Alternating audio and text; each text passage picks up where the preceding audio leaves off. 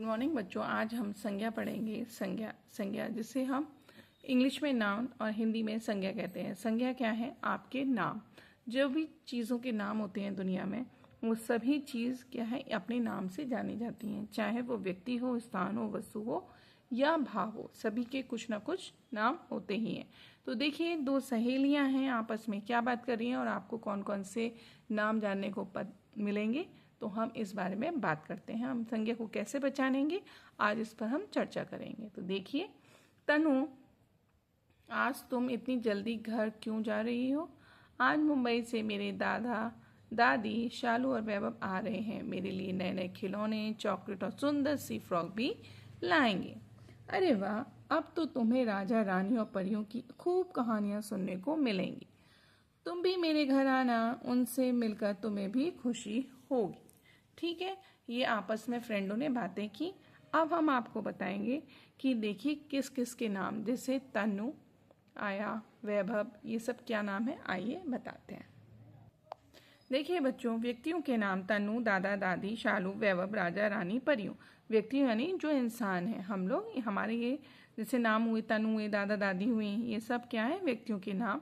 स्थान जैसे मुंबई और घर, स्थान आपको जगह पता है वही।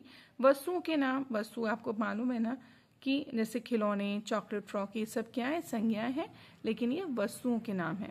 भाव जैसे खुशी, दुख, डर, ये सब हमारे क्या है, भाव है। अब हम देखते हैं, जैसे जहाँ तनु, दादा दादी, शालू, वैभव, राजा रानी और परियां व्यक्तियों की ओर, घर और मुंबई की जगह चॉकलेट, खिलौने, फ्रॉक, वस्तु की ओर तथा खुशी, भाव की ओर संकेत कर रहे हैं। अतः हम क्या कह सकते हैं कि किसी व्यक्ति, वस्तु, स्थान, भाव आदि का बोध कराने वाले शब्दों को संज्ञा कहते हैं। संज्ञा किसे कहते हैं? जैसे हमें पता लगा व्यक्ति के बारे में भी, वस्तु में भी, और स्थान और भाव, तो वही हम आपसे एक लाइन में कह दें कि किसी व्यक्ति, वस्तु, स्थान, भाव आदि का बोध कराने वाले शब्दों को संज्ञा कहते हैं। अब है संज्ञा के भेद, तो आप बताएंगे संज्ञा के 3 भेद होते हैं। अब 3 कौन से हैं, देखिए। संज्ञा के 3 भेद हैं, व्यक्तिवाचक, जातिवाचक और भाववाचक। व्यक्तिवाचक में जिन संज्ञा शब्दों से विशेष व्यक्ति, वस्तु, स्थान आदि के नाम का पता चलता है, उन्हें व्यक्तिवाचक संज्ञा कहते हैं। जैसे मान लीजिए, वरुण, आज भारत और ऑस्ट्रेलिया के बीच क्रिकेट मैच है। हाँ, मुझे तो विराट कोहली की बल्लेबाजी देखने में बहुत मज़ा आता है। वैसे यह क्रिकेट मैच कहाँ खेला जाएगा? यह मैच दिल्ली में खेला जाएगा। अब आपको यहाँ से क्या पता लगा कि वरुण पता लगा। वरुण क्या, एक विशेष क्या है, प्राणी है। विराट कोहली एक विशेष व्यक्ति का नाम, भारत और ऑस्ट्रेलिया विशेष देश का नाम है, और दिल्ली एक विशेष शहर का नाम है। ठीक है ना? यानी हम बता रहे हैं कि एक विशेष कैसे हो गया कि आपने उसको एक नाम दे दिया। अगर मैं कहती कि मान लीजिए 2 लड़कों के बीच में खेला जाएगा, तो वो विशेष नहीं हो पाते, तो वो दूसरी संज्ञा होती है। लेकिन मैं भी इसको आगे ही बताऊंगी। तो आपसे पूछा जा रहा है व्यक्ति विशेष के बारे में अगर बात हो, तो वहाँ पर व्यक्तिवाचक संज्ञा होगी। नेक्स्ट एक जातिवाचक संज्ञा, जिन संज्ञा शब्दों से किसी जाति अथवा वर्ग का बोध हो, उन शब्दों को जातिवाचक संज्ञा कहते हैं। दादाजी, आप इस कुत्ते को कहाँ ले जा रहे हैं? मैं इसे डॉक्टर से दिखाने अस्पताल ले जा रहा हूँ। क्यों, इसे क्या हुआ है? इसे चोट लग गई है। तो अब इसमें क्या मीन है, देखिए। इस बातचीत में दादाजी कुत्ते और डॉक्टर शब्द किसी विशेष प्राणी के बारे में बता नहीं रहे, बल्कि वो प्राणी जाति के बारे में बात कर रहे हैं। इस तरह अस्पताल शब्द किसी विशेष जगह के बारे में नहीं बता रहा, बल्कि इमारत जाति के बारे में बता रहा है। ऐसे शब्दों को ही जातिवाचक शब्द कहते हैं। जैसे उन्होंने कहा कुत्ते को चोट लग गई है। अब कौन से कुत्ते को चोट लगी है, ये क्लियर नहीं है। अगर कुत्ता विशेष होता, कोई नाम होता, तो वो विशेष में जाता है, लेकिन वो कुत्ते को बता रहे हैं, तो वो उसकी जाति हो गई। अस्पताल भी कोई पता नहीं है, लीलावती अस्पताल या कौन सा अस्पताल, तो सिर्फ अस्पताल, यानी वो भी अस्पताल इमारत की जाति हो गई। और डॉक्टर भी कोई विशेष डॉक्टर का नाम नहीं है, यहाँ पर डॉक्टर को दिखाया जाएगा उसको, तो ये क्या हो गया, जातिवाचक संज्ञा हो गई। अब हम बात करते हैं भाववाचक। जिन संज्ञा शब्दों से किसी भाव, गुण, दोष, अवस्था आदि की जानकारी मिले भाववाचक संज्ञा कहलाती है। हरियाली देखकर कितना अच्छा लगता है ना, हाँ चलो दौड़ लगाएं, अभी थकान लग रही है, थोड़ी देर बाद दौड़ लगाते हैं, ठीक है। अब यहाँ पर हरियाली, दौड़, थकान शब्द भाववाचक संज्ञा हैं। भाव यानी किसी चीज़ को महसूस करना जो कि छुई ना जा सके।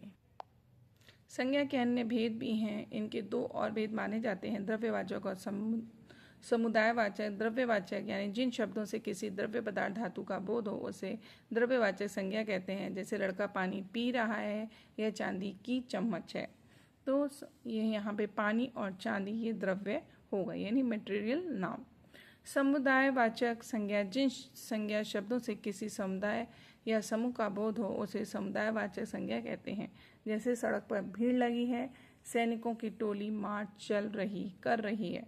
तो भीड़ यानी क्या हो गया, समुदाय है ना, समूह हो गया। सैनिकों की टोली हो गई तो सैनिक ज़्यादा हैं, इसलिए वहाँ पे समूहवाचक संज्ञा आएगी। जातिवाचक संज्ञा सर्वनाम, विशेष तथा क्रिया शब्दों से भाववाचक संज्ञा बनाइए। तो देखिए ये सारे मैं आपको दिखा देती हूँ।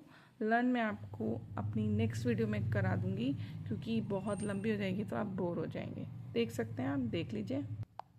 देखिए ये इतने सारे आपको बनाने हैं और लर्न करने हैं। देखिए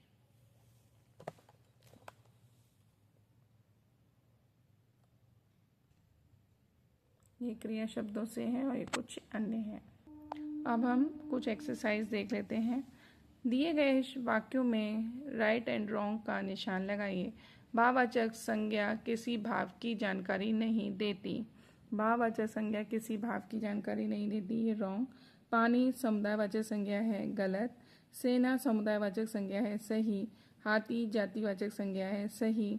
किसी विशेष नाम को जातिवाचक संज्ञा कहते हैं, गलत। ठीक है, अब नेक्स्ट आ जाइए। रेखांकित शब्दों को संज्ञा का कौन सा भेद है, निशान लगाना है। लड़कों ने जमकर होली खेली, जाति या व्यक्ति, तो जाति आएगा, तो इस पे जाति पे राइट करिए। ताजमहल की सुंदरता जग प्रसिद्ध है, तो ये सुंदरता है इसमें रेखांकित, तो आप बताइए व्यक्ति रहेगा या भाव, तो भाव रहेगा। भारतीय सैनिक वीरता से लड़े, तो सैनिक यानी समुदायवाचक। गन्ने में मिठास है, तो भाववाचक। भारत एक विशाल देश है, तो व्यक्तिवाचक। अब आ जाइए, कोष्टक में दिए गए शब्दों को भाववाचक संज्ञा में बदलकर खाली जगह भरिए। तो आपको खाली जगह भरनी है। रात के अंधेरे में वह चीखना पड़ा या चीख पड़ा, आपको क्या बनाना है, इनका भाववाचक दिया है, आप भाववाचक संज्ञा में बदलना है, क्योंकि इन्होंने हमें संज्ञा दी है। सभी का बच्चा निराला होता है, बचपन निराला होता है। रावण की बुरा से सभी परिचित थे, बुराई से सभी परिचित थे, ये हमने क्या बनाया, भाववाचक। आप आगे ऐसी ही वीडियो देखने के लिए मेरा चैनल लाइक, शेयर, सब्सक्राइब ज़रूर करें। धन्यवाद।